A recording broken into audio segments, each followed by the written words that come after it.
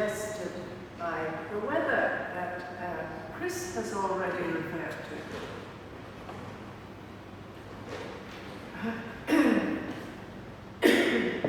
Forgive the winter cold, please, and coffee.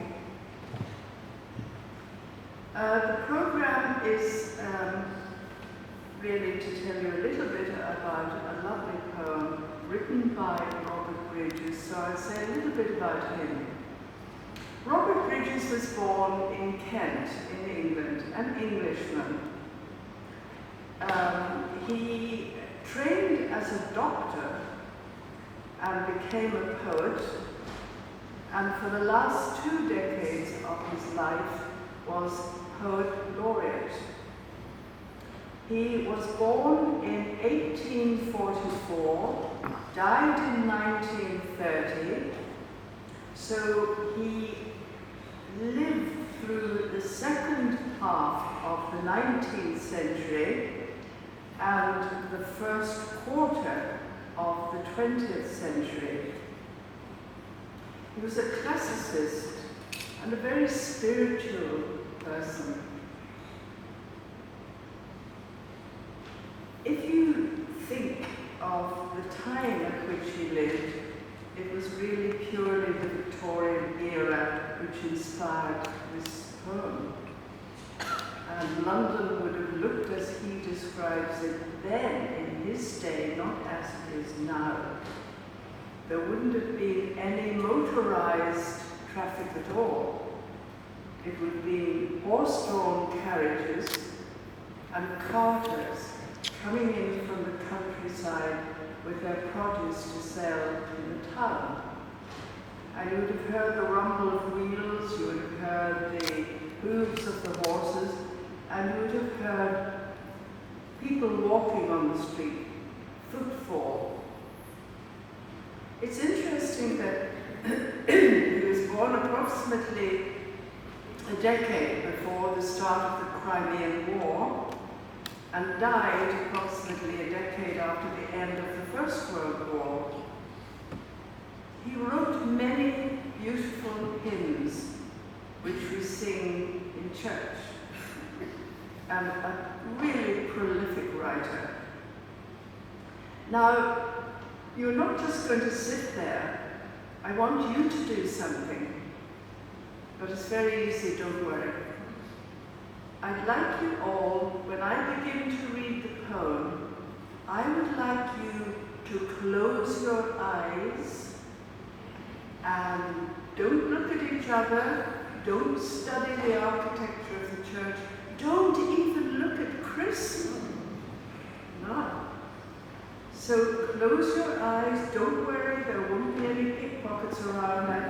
I told them we could have a day off. So,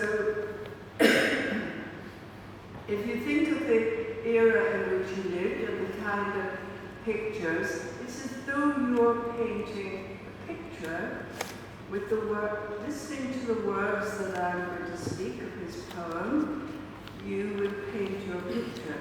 Now think what it might have looked like at that day and age.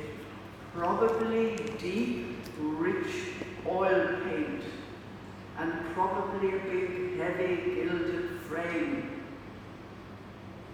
And you paint your own picture. So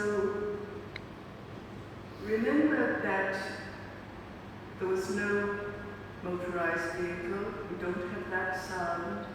The city looks grimy and dirty and tired, and it's utterly transformed by the beauty of the falling snow in the night. Here it is then. Close your eyes. London Snow by Robert Bridges.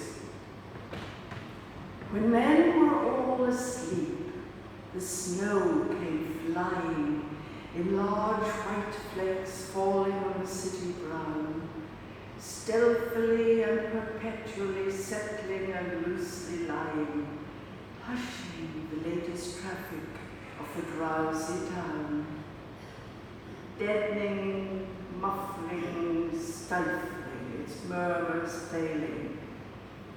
lazily and incessantly floating down and down, silently sifting and veiling road, roof and railing, hiding difference, making unevenness even, into angles and crevices softly drifting and sailing.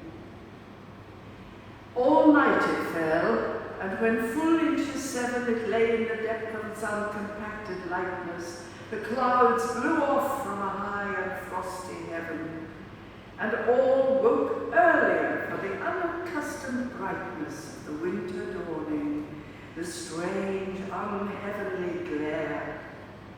The eye marveled at the dazzling whiteness. The ear hearkened to the stillness of the solemn air. No sound of wheel rumbling, nor of foot falling, and the busy morning cries came thin and spare. Then boys I heard, as they went to school, calling. They gathered up the crystal manna to freeze their tongues with tasting, their hands with snowballing, or rioted in a drift, plunging up to the knees, or peering up from under the white mosque wonder. Oh, look at the trees, they cried. Oh, look at the trees.